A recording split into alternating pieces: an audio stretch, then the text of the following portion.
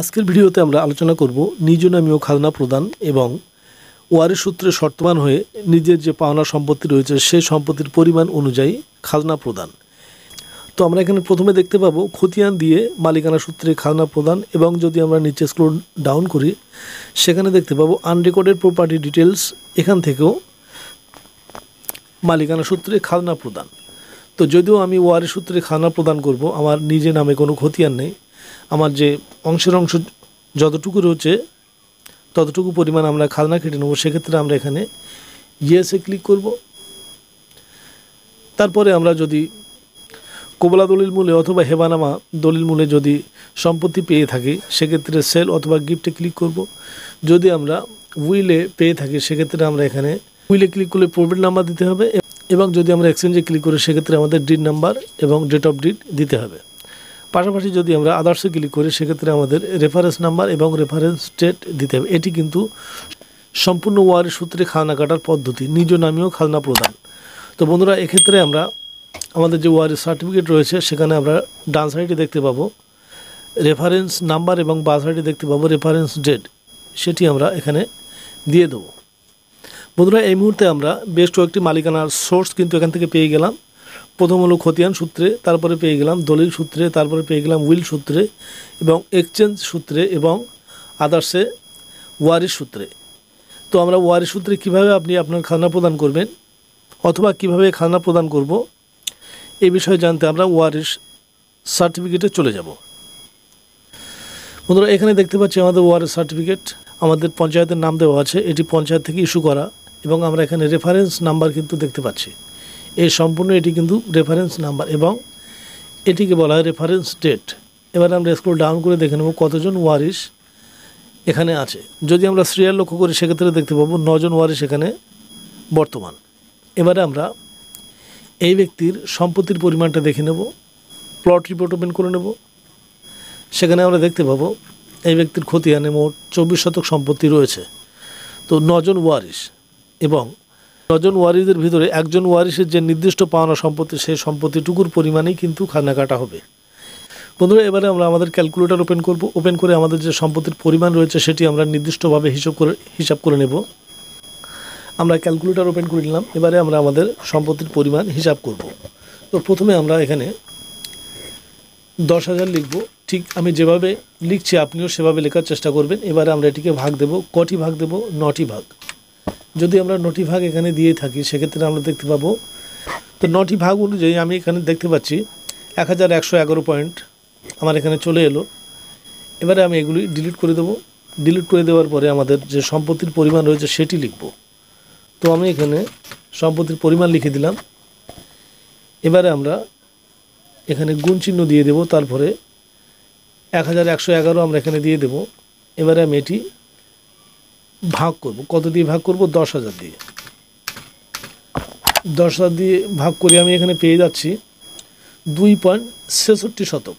আমরা এখানে 3 জন 66 শতক করে নিলে আর বাদবাকি লোক 6 জন যদি 2.67 শতক করে নিয়ে নেয় সেক্ষেত্রে আমাদের ভাগে মিলে যাবে। তো যদিও আমি প্রথম আবেদন করব আমি 2.67 নিতে পারি, তবুও আমি সেখানে 66 নেব। তো এটি আমরা নোট করে নেব। এবারে আমরা আমাদের অ্যাপ্লিকেশন ড্যাশবোর্ডে চলে যাব। আমরা বাংলা ভূমি ওয়েবসাইটে চলে এলাম। এখান থেকে প্রোফাইলে লগ ইন হয়ে যাব। যদি আমাদের অ্যাকাউন্ট ক্রিয়েট করা না থাকে সেক্ষেত্রে আমরা কিভাবে একটি নতুন অ্যাকাউন্ট তৈরি করতে আমাদের ভিডিওর এন্ড স্ক্রিনে একটি ভিডিও দেওয়া থাকবে, সেখান থেকে দেখে নিয়ে একটি অ্যাকাউন্ট তৈরি করে নেবেন। এবারে আমরা এখান থেকে সিটিজেন সার্ভিসে ক্লিক করব। তারপরে আমরা অনলাইন অ্যাপ্লিকেশন এই সেকশানে ক্লিক করে দেব। তারপরে আমরা ল্যান্ড রেভিনিউ খাজনা অ্যাপ্লিকেশন এই সেকশানে ক্লিক করে দেব। এবার আমরা একটু স্ক্রল ডাউন করব। এখানে সম্পূর্ণ জমির যে পরিচয় রয়েছে সেই পরিচয়টি দিয়ে দেব। তো আমি ডিস্ট্রিক্ট এখান থেকে সিলেক্ট করে নেব। এটি কিন্তু সম্পূর্ণ জমি কেন্দ্রিক, কোনো ব্যক্তি কেন্দ্রিক নয়, মানে জমি যে জায়গায় অবস্থান করছে তার পরিচয় আমরা এখানে দিয়ে দেব। তো ব্লক সিলেক্ট করে নেওয়ার পরে আমরা এখান থেকে মৌজা সিলেক্ট করে নেব।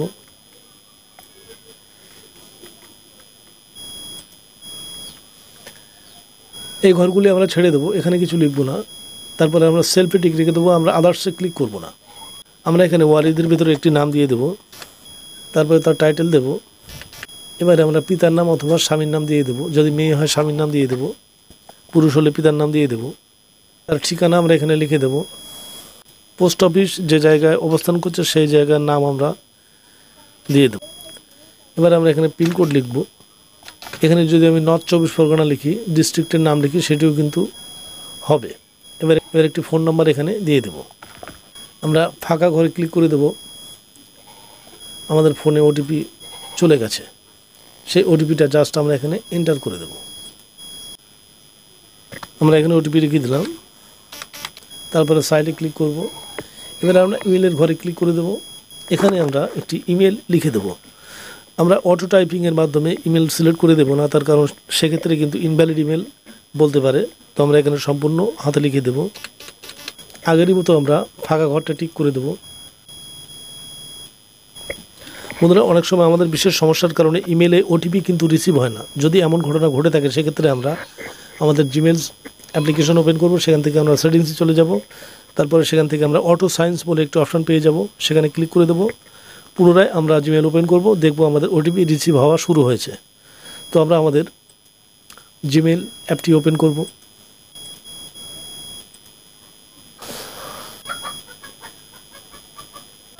ইপুচিত্র WB, এখান থেকে কিন্তু আমাদের ওটিপি চলে এসছে। তারপরে সাইটে আমরা ক্লিক করব। যদি মন চায় আধার নাম্বার আমরা দিয়ে দেবো, না চাইলে না দেবো, কোনো সমস্যা নেই, দিতে হবে, তার কোনো বাধ্যবাধকতা নেই। এবারে আমরা এখানে জেন্ডারে ক্লিক করব। যে জেন্ডার রয়েছে সেটি আমরা সিলেক্ট করে নেব। তারপরে এখান থেকে আমরা জেনারেল সিলেক্ট করব। কাস্ট, যদি কাস্ট অন্যান্য হয়ে থাকে সেক্ষেত্রে আমরা অন্যান্য সিলেক্ট করে দেবো। এখানে আমরা জাস্ট সেলফে ক্লিক করব। উপরে যে নামগুলো আমরা ফিল আপ করেছিলাম সেগুলি কিন্তু নিচে অটোমেটিক্যালি নিয়ে নিয়েছে। এবার আমরা এখান থেকে যদি আমরা খতিয়ান দিয়ে খাজনা কাটবো বলে মনে করে থাকি, সেক্ষেত্রে আমরা খতিয়ানের যে সেকশন রয়েছে এখানে একটি খতিয়ান নাম্বার লিখে দেবো। যদি আমাদের বাটা কোনো খতিয়ান থাকে সেক্ষেত্রে এই ঘরটায় লিখব। যদি বাটা খতিয়ান নাও থাকে, তারপরেও আমরা এই ফাঁকা ঘরটায় ক্লিক করব এবং বাইরে একটি ক্লিক করব। তারপরেই কিন্তু আমাদের যে খতিয়ানের যতগুলো সম্পত্তি রয়েছে সবই ওপেন হবে। যদি আমরা একইভাবে কাজটা না করি, সেক্ষেত্রে না ওপেন হতে পারে, সমস্যা হতে পারে। তো কাজে এখান থেকে আমরা নো করে দেবো। এবার আমরা পেয়ে যাবো এখানে আনরেকর্ডেড প্রপার্টি ডিটেলস। এখানে আমরা ইয়েসে ক্লিক করব। ইয়েসে ক্লিক করার পরে আমরা আদার্সে ক্লিক করে দেব। এখান থেকে আমরা যে রেফারেন্স নাম্বারটি সম্পর্কে আলোচনা করেছিলাম সেই রেফারেন্স নাম্বারটি দিয়ে দেব।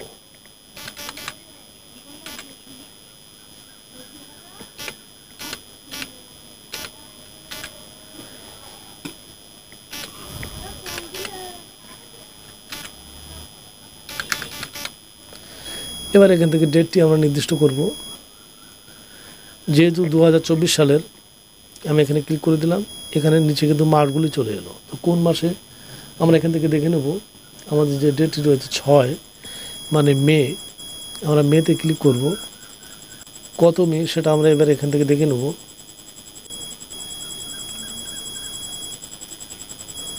তো বন্ধুরা, আমরা 4 মে 2024 সিলেক্ট করে নিলাম। এবারে আমাদের যে প্লট নাম্বারটি রয়েছে অর্থাৎ দাগ নাম্বার, সেটি আমরা এখানে টাইপ করব।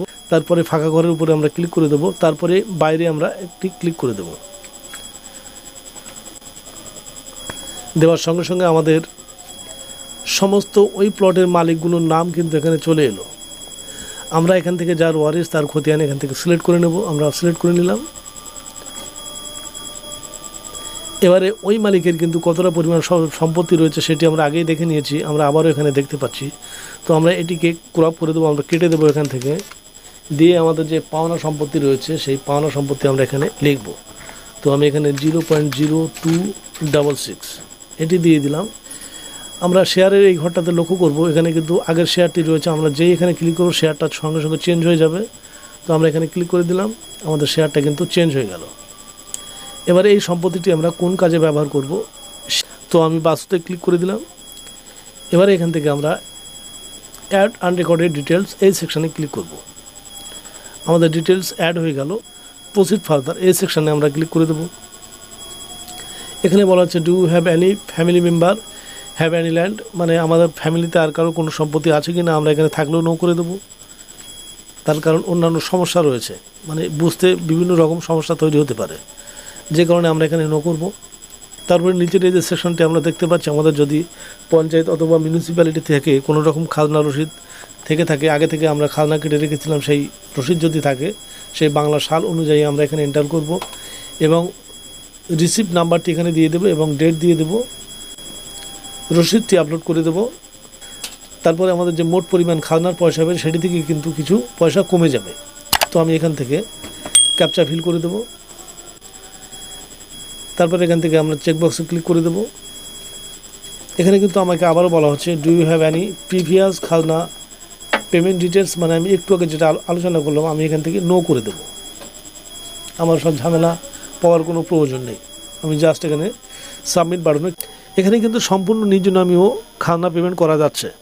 এখানে কিন্তু এই ব্যক্তির কোনো খতিয়ান নেই, তারপরেও কিন্তু এর নামে একটি খাজনা রসিদ তৈরি হবে, সেটি আপনারা সামনাসামনি দেখতে পাচ্ছেন। এবারে আমরা এখান থেকে সাবমিট বাটনে ক্লিক করে দেব। আমাদের অ্যাপ্লিকেশন কিন্তু সাকসেসফুলি রিসিভ হয়ে গেল। এবারে আমাদের পেমেন্ট যেটি করতে হবে সেটি হলো 174 টাকা।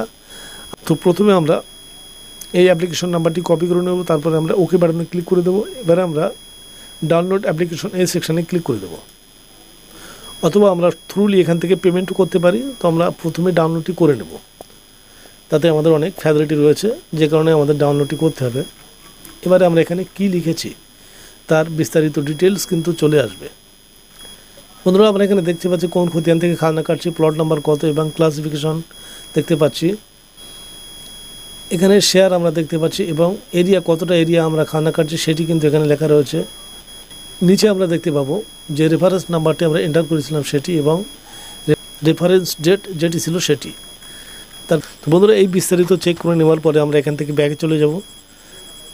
বন্ধুরা, আমরা ড্যাশবোর্ডে চলে এলাম। এখান থেকে আমরা পুনরায় সিটিজেন সার্ভিসের উপরে ক্লিক করে দেবো। তারপরে আমরা এখান থেকে অনলাইন অ্যাপ্লিকেশন এখানে ক্লিক করব। এখানে আমরা পেয়ে যাবো ফি পেমেন্ট। এই ফি পেমেন্ট সেকশানে আমরা ক্লিক করে দেবো। তারপরে এই পপ আপ মেসেজটিকে আমরা কেটে দেবো। এরপরে আমরা নিচে স্ক্রল ডাউন করবো, এখান থেকে আমরা টাইপ করব রেভিনিউ খাজনা। এবারে আমরা আমাদের যে অ্যাপ্লিকেশন নাম্বারটি ছিল সেটি আমরা এখানে লিখে দেবো। এবারে আমরা ক্যাপচাটি এখানে দিয়ে দেবো, ক্যাপচাটি ফিল করে দেবো। তারপরে আমরা ভিউ বাটনে ক্লিক করব।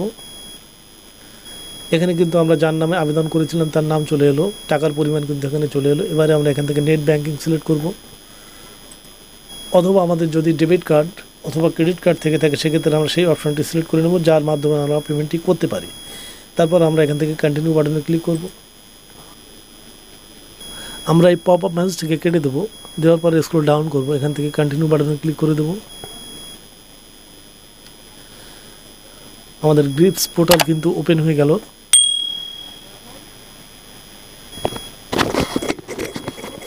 আমরা স্ক্রল ডাউন করব, এখানে আমরা চেকবক্স পেয়ে যাবো, এখানে আমরা ক্লিক করে দেবো অ্যান্ড নেক্সটে আমরা ক্লিক করব। আমরা পুনরায় স্ক্রল ডাউন করব, এখান থেকে পেমেন্ট মোড আমরা সিলেক্ট করব, অনলাইন করব। এখানে কিন্তু অফলাইনেও পেমেন্ট করা যায়, কাউন্টার সেকশনে যে পেমেন্টটি করে আসছে হয়, তো আমরা সেই বিষয়ে গেলাম না। এখান থেকে আমরা ব্যাঙ্ক সিলেক্ট করে দেবো, আমাদের যে ব্যাঙ্কে নেট ব্যাঙ্কিং অ্যাকাউন্ট রয়েছে সেই ব্যাঙ্ক আমরা এখান থেকে সিলেক্ট করে নিলাম। এবারে আমরা নেক্সটে ক্লিক করব। আমরা আমাদের স্ক্রিনটিকে রোটেট করে নেব, তার কারণ এখানে বুঝতে একটু সমস্যা তৈরি হচ্ছে। এখানে ওকে বাটনে আমরা ক্লিক করে দেবো, আমরা স্ক্রল ডাউন করব, আমার স্ক্রিনটিকে রোটেট করে নেব।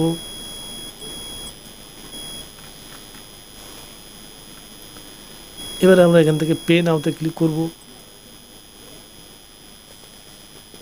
এটি আমাদের state bank account log in page. এখান থেকে আমরা আমাদের ইউজার আইডি পাসওয়ার্ড দিয়ে লগ ইন করে পেমেন্টটি করে দিতে পারবো। তো বন্ধুরা, পেমেন্টটি করার পরেই কিন্তু আমাদের জিআরএন সার্চ করতে হবে, তারপরেই আমরা আমাদের যে রসিদটি সেটি ডাউনলোড করতে পারবো। তো সেটি আপনি কীভাবে ডাউনলোড করবেন আমার এন্ড স্ক্রিনে ভিডিও পেয়ে যাবেন, সেখান থেকে দেখে নিতে পারবেন। বন্ধুরা, যারা কন্টিনিউয়াসলি আমাদের ভিডিওগুলো দেখছেন তাদেরকে অনুরোধ করবো আমাদের চ্যানেলকে সাবস্ক্রাইব করার জন্য এবং পাশে থাকা বেল নোটিফিকেশন অন করে দেবেন সমস্ত ধরনের ভিডিও নোটিফিকেশন পাওয়ার জন্য।